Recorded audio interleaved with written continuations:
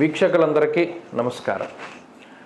మార్చి నెలలో మీనరాశి వారికి ఏ విధమైనటువంటి ఫలితాలు కలగబోతూ ఉన్నాయో మనం ఈ కార్యక్రమం ద్వారా తెలుసుకుందాం. మీనరాశి వారికి ప్రస్తుతం ఉన్నటువంటి గ్రహగతులు గమనిస్తే ఏలినాటి శని దోషం ఉన్నది, లాభస్థానంలో కుజుడు ఫలితాన్ని ఇస్తూ ఉన్నారు, వ్యయమందు రవి ఉన్నారు, గురుబలం ఉన్నది. చాలా మిశ్రమమైనటువంటి స్థితిలో గ్రహస్థితి కొనసాగుతూ ఉన్నది. అయితే ఈ మాసం లగాయతు వీరి యొక్క గ్రహ సంపత్తిలో మార్పులు వస్తూ ఉంటాయి. రవి జన్మరాశి ప్రవేశం, మీనరాశిలోనే రాహుతో కలిసి సంచారం చేయడం, 12వ స్థానమందు శని కుజులు కలిపి ఉండడం, ఈ 4 గ్రహాలు చాలా ఇబ్బంది పెట్టేటువంటి గ్రహాలు. గురుబలం ఉండడం ఒకే ఒక్క అడ్వాంటేజ్, గురుబలమే కాపాడుతుంది, గురుడు ఉండడమే కాపాడుతారు. యశో వృద్ధిర్ మనస్సౌఖ్య అన్నారు. ఈ గురువు గనక తప్పుకుంటే అసలు మీనరాశి వారికి మనం ఊహించలేం. ఆ గురుబలం ఉన్నది కాబట్టి ఇంత ప్రతికూలమైనటువంటి గ్రహస్థితి నుండి దైవశక్తో మీ పుణ్యమో లేకపోతే పూర్వజన్మ ఆర్జితమైనటువంటి పుణ్యమో ఏదో ఒకటి కాపాడుతూ ఉన్నది. మరి జన్మరాశిలో రవిరాహువులు సంచారం చేయడం, 12వ ఇంట్లో క్రూరమైనటువంటి గ్రహాలు శనికుజులు సంచారం చేయడం అనేటువంటి విషయాన్ని గనక ఈ మాసంలో చూస్తే 14వ తారీఖు దాటిన తర్వాత ఉండేటువంటి గ్రహస్థితులు ఇవి కూడా అంత అనుకూలంగా లేవు.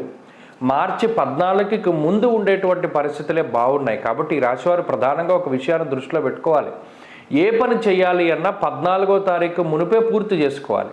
ఇక 14 దాటిన తర్వాత అదృష్టాన్ని నమ్ముకుని పూర్తి చేసేటువంటి పనులంటూ ఏవి ఈ రాశి వారికి పూర్తి కావు.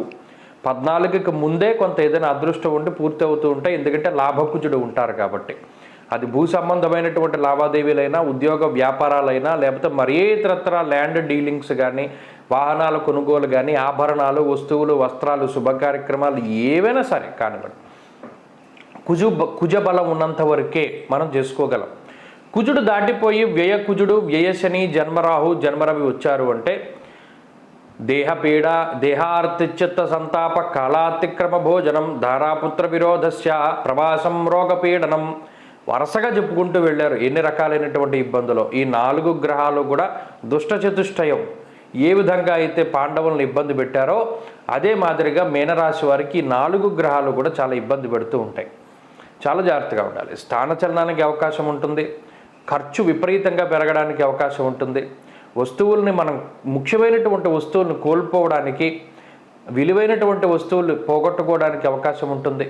అలాగే శృంఖలము అనగా ఇవి ప్రభుత్వానికి సంబంధించినటువంటి ఇబ్బందులు, అవి జైలు జీవితం కానివ్వండి, కోర్టు కేసులు కానివ్వండి, తగాదాలు, న్యాయస్థానానికి సంబంధించిన విషయాలు ఇవన్నీ కూడా ప్రతికూలంగా మారడానికి అవకాశాలు ఉంటాయి. అంతేగాక మోసపోవడానికి అవకాశం ఉంటుంది, శరీరం అలసిపోతూ ఉంటుంది, ఇంటి భోజనం దొరకదు, బయట భోజనం, బయట నిద్ర, దానివల్ల ప్రయాణాలు అధికంగా చేయవలసి రావడం, కుటుంబానికి దూరంగా ఉండవలసి రావడం, వేరే దేశానికి వెళ్ళవలసి రావడం, దేశాంతరవాసం చేయవలసి రావడం లాంటి అంశాలన్నీ కూడా ఈ రాశి వారిలో కనబడుతున్నాయి. అంటే ఎవరి సపోర్టు ఉండదు. ఇంకా ఏదైనా మీ సొంత తెలివితేటలు, మీ సొంత కష్టము, అనుభవము, జ్ఞానము ఇవే మీకు జీవితాన్ని ముందుకు తీసుకెళ్తాయి. ఇప్పటివరకు ఎవరు సపోర్ట్ అయితే మీకు ఉంది అని భావిస్తూ ఉన్నారో ఆ సపోర్ట్ అర్ధాంతరంగా వారు వదిలిపెట్టేస్తారు, మీ మీదే అంతా భారాన్ని వేసేస్తారు.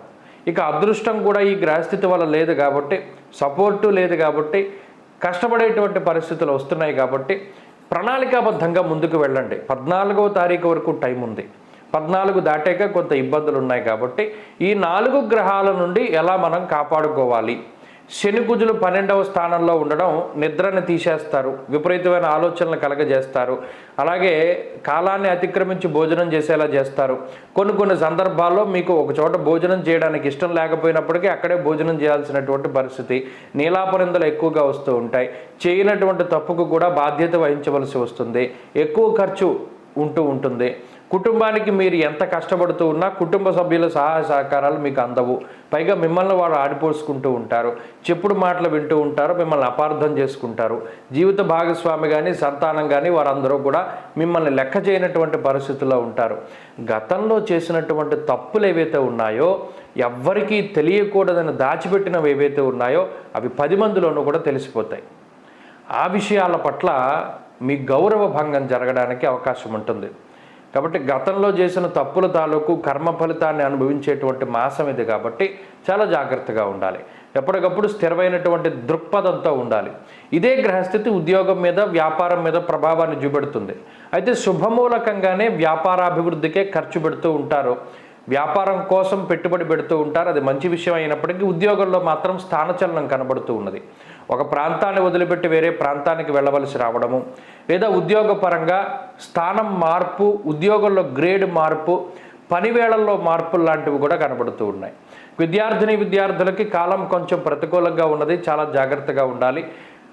అతి విశ్వాసం వల్ల దెబ్బతినడానికి అవకాశం ఉంటుంది. అలాగే ఆరోగ్యం పట్ల శ్రద్ధ అవసరం. తినేటువంటి ఆహార పదార్థాలు అవి ఆరోగ్యకరంగా ఉన్నాయా, పాడయ్యాయా అనేటువంటి విషయాన్ని దృష్టిలో పెట్టుకోవాలి. అంతేకాక వంట చేసేటప్పుడు లేదా వాహనాలు నడిపేటప్పుడు విద్యుత్తు వల్ల పదునైనటువంటి వస్తువుల పట్ల చాలా జాగ్రత్తగా ఉండాలి. అలాగే చర్మ సంబంధమైనటువంటి సమస్యలకి ఈ గ్రహస్థితి అవకాశాన్ని కల్పిస్తుంది. వెన్నుపాముకి సంబంధించి, ఎముకలకి సంబంధించినటువంటి ఇబ్బందులకి అవకాశాన్ని కల్పిస్తుంది. కాబట్టి చాలా జాగ్రత్తగా ఉండడం ఈ మాసంలో మీనరాశి వారికి చెప్పదగినటువంటి సూచన.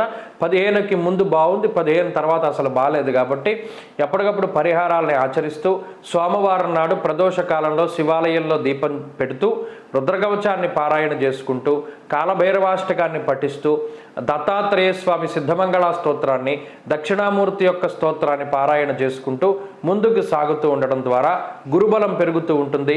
గురుబలం పెరిగితే మిగతా గ్రహాలు ఇచ్చేటువంటి చెడు ఫలితాల బారి నుండి బయటపడడానికి అవకాశం ఉంటుంది. కాబట్టి గురుబలాన్ని పెంచుకోవడానికి ప్రయత్నం చేయండి. స్వస్తి.